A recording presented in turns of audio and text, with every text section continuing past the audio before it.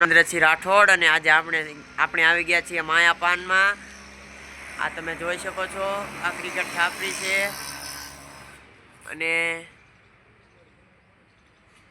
આ છે ઇનફિટિંગ મોલ અને આ મેહુલ ટેલિકોમ, તેની બાજુમાં છે આ માયાપાન અને આ માયાપાન સિહોરના ક્રિકેટ છાપરીની સામે આવેલું છે।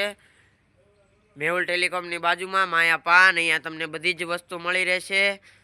આ છે પડીકા, તમને કિટકેટ મળી રહેશે। આ સિગરેટ, આ અહીંના ઓનર છે।